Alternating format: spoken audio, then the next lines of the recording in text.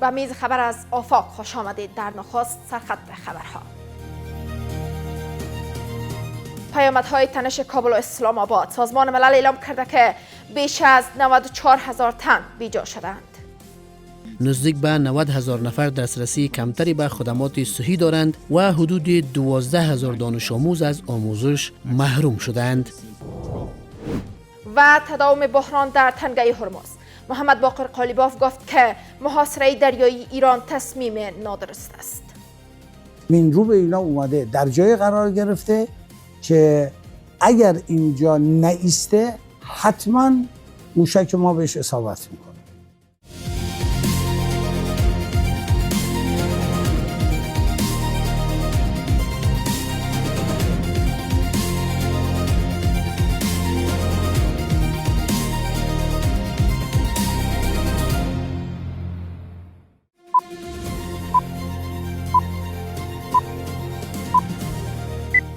سلام، به میز خبر از آفاق خوش آمدید. امروز یک شنبه 30 حمل 1405 هجری خورشیدی که مصادف است با 19 اپریل 2026 میلادی. مشروع خبرها. پس از کاهش نسبی تنش‌های کابل و اسلام آباد، سازمان ملل اعلام کرده که در پی تنش و درگیری میان افغانستان و پاکستان بیش از 94,000 تن بیجا شدند و هزاران تن دیگر با ناامنی غذایی، کمبود خدمات صحی و محرومیت از آموزش روبرو هستند. سخنگوی دبیر کل سازمان ملل بار دیگر خواستار حفاظت از غیر نظامیان و تأسیسات غیر نظامی نیز شد. اناهیتا اندر با شرح بیشتر. پس از توافق بر کاهش تنش‌ها و ادامه گفتگوها میان کابل و اسلام آباد، استیفان دوچاریک سخنگوی دبیر کل سازمان ملل متحد اعلام کرده است که در نتیجه درگیری‌های اخیر میان افغانستان و پاکستان بیش از 94,000 تن در ولایت‌های خوست، کنر، ننگرهار، پکتیا، پکتیکا و نورستان بیجا شدند و گفته او پیامدهای این تنش‌ها گسترده بوده است به گونه‌ای که حدود 160,000 نفر با مشکل‌های ناامنی غذایی روبرو هستند، نزدیک به 90,000 تن دسترسی محدود به خدمات صحی دارند و در حدود 12,000 دانش آموز نیز از ادامه آموزش باز ماندند. او بار دیگر از طرفهای درگیر خواهان حفاظت از غیر نظامیان و تأسیسات ملکی شده است. این خشونت‌ها تاکنون بیش از 94,000 نفر را در ولایت‌های خوست، کنر، ننگرهار، پکتیا، پکتیکا و نورستان بیجا ساخته است. شرکای بشردوستانه در حال ارزیابی نیازها در این مناطق صعب العبور هستند. حدود 160,000 نفر با ناامنی غذایی مواجه‌اند، نزدیک به 90,000 نفر دسترسی کمتری به خدمات صحی دارند و حدود 12,000 دانش آموز از آموزش محروم شدند. Our partners warn that safety concerns remains high, including explosive hazards and gender-based violence. با این حال برخی از آگاهان با اشاره به جان باختن شمار زیادی از غیر نظامیان در نتیجه حملات پاکستان از سیاست‌های اسلام آباد در قبال افغانستان انتقاد می‌کنند و می‌گویند که سازمان ملل پاکستان را در قبال این گونه رفتارها علیه افغانستان پاسخگو سازد.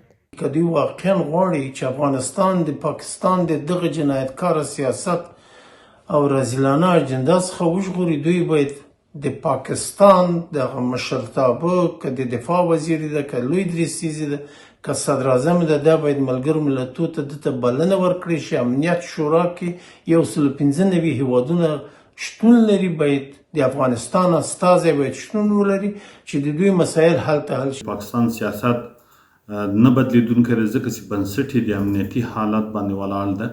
پوځي فکر لري او نرمې اړیکې د هیواد د کمزورۍ سبب بولي. نو له همدې امله ویلی شو چې دا پالیسي د اوږدمهاله ناکامي ثابته کړې ده، اقتصاد ضعیف کړی ده، انزوا زیاته کړې ده او داخلي امنیت هم ورته خراب کړی ده. این در حال است که تنش‌ها میان کابل و اسلام آباد پس از برگزاری مذاکرات در ارومچی چین تا حد کاهش یافته، اما تاکنون هیچ نشانه‌ای از توقف کامل تنش‌ها دیده نمی‌شود. با ادامه این وضعیت اکنون فضای سیاسی و اقتصادی هر دو کشور در ابهام قرار دارد و دیده شود که در روزهای آینده پاکستان به تنش‌ها از راه سیاسی پایان خواهد داد یا بار دیگر به شیپور جنگ خواهد کوبید.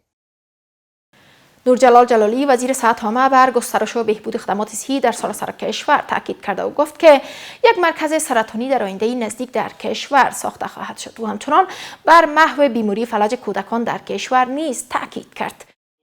نور جلال جلالی وزیر صحت عامه امارت اسلامی در کارگاه هماهنگی و ظرفیت سازی برای مسئولان ولایتی در کابل گفته که قرارداد برخی از مؤسسات را لغو خواهد کرد و بدون نام بردن از این مؤسسات مسئولان آن را متهم به سهلنگاری کرد و جزئیات بیشتری در این باره ارائه نکرد. جلالی گفته که برای رئیسان صحت عامه در ولایت ها دستور داده شده تا قراردادهای مؤسسات را به دقت بررسی کنند. به گفته او مسئولان ولایتی باید با بررسی اسناد حقوق مردم را از مؤسسات مطالبه کند. وزیر صحت عامه همچنان تاکید کرده که از این پس روند کاری مؤسسات پزشکی با همکاری سازمان‌های بین المللی ارزیابی خواهد شد.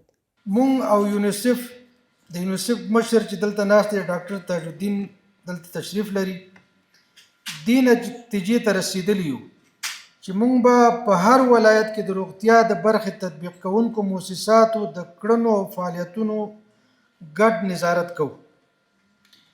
که د نوموړي مؤسساتو فعالیتونه ضعیف وو، خدمات یې لکه څنګه چې قرارداد کې ورکول شوي وو نه ترسره کول کېده، باید د همدې تطبیق کوونکې مؤسسې سره قرارداد فسخ شي.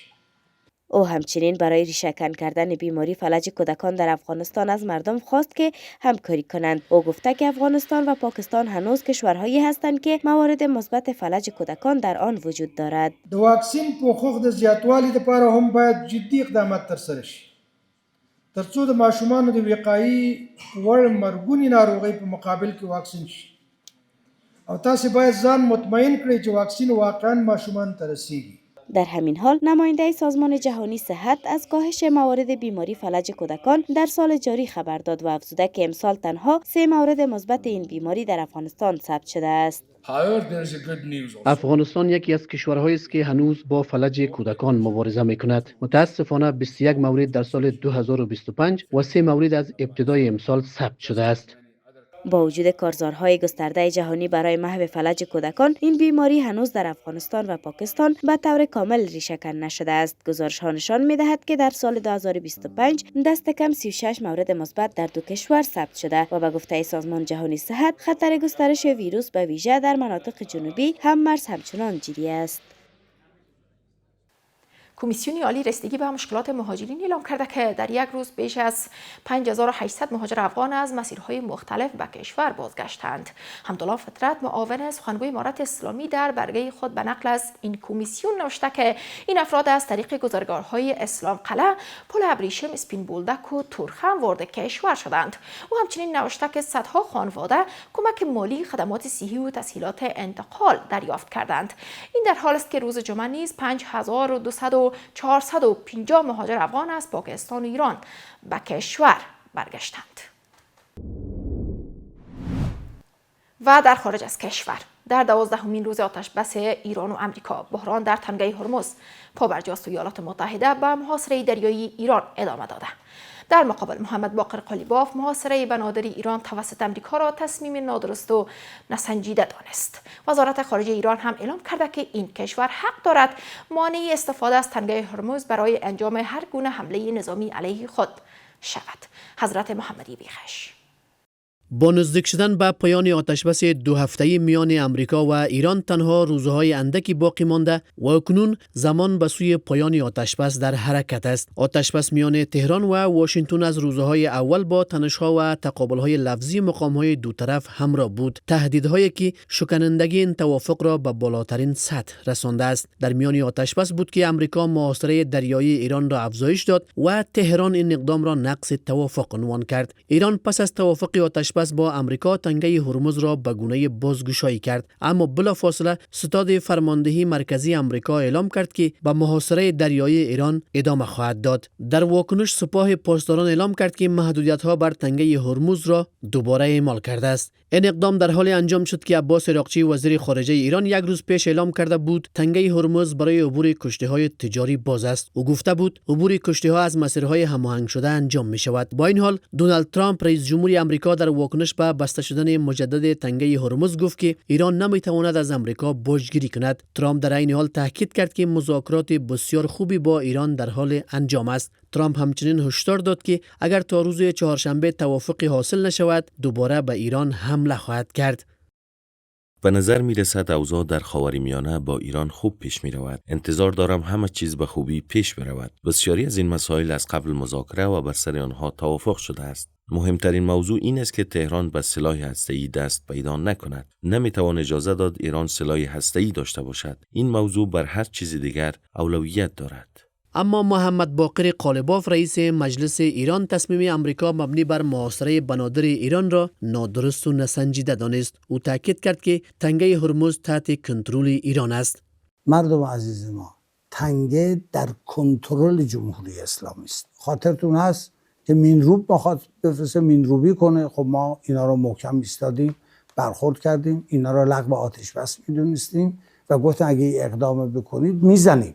تا مرحله درگیری هم رفتیم، اونا عقب نشینی کردن. اونجا که بودم برادر اون آقا عبداللهی با من تماس داشت، میگفت مینروب اینا اومده در جای قرار گرفته که اگر اینجا نایسته حتما موشک ما بهش اصابت میکنه.